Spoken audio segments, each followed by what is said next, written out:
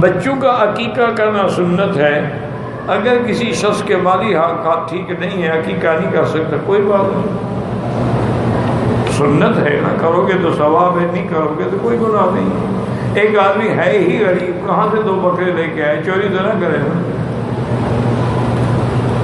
وہ ایک ہمارے علاقے میں ذمہ دار تھا، مر گیا ہے، اللہ معاف کرے، اللہ معاف کرے، مر گیا ہے، اللہ سب کے گناہ معاف کرے.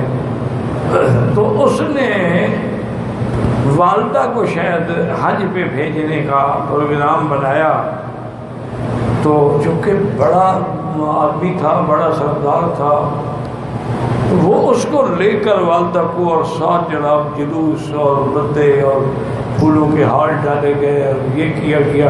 راستے میں ایک چھوٹی نہر تھی، اس پہ ایک پل تھی.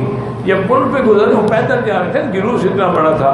تو ایک آدمی آیا تو اس نے آ کے خان صاحب کو ہاتھ پکڑ لیا. اس نے کہا ٹھہر جائیں، پہلے یہ بتاؤ کہ میری جو گائے رات چوری کر کے آپ نے ذبح کرائی ہے، وہ اس پل پہ دو گے یا جہنم والے پل پہ دو گے؟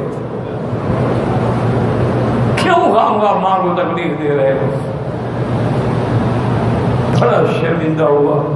ماں نے کہا میں حج پہ نہیں جاتی جب تک اس کی ادائیگی نہ کرو. اور نے کہا اماں تیرے کہنے پہ میری ادائیگی تو کر دے گا. ہاں تو اجڑ کے اجڑ غائب ہو چکے ہیں، کس کس کی ادائیگی کرے گا؟ اس کو کہو انسان بن جائے. تو ایسے بھی تو لوگ ہوتے ہیں نا جی.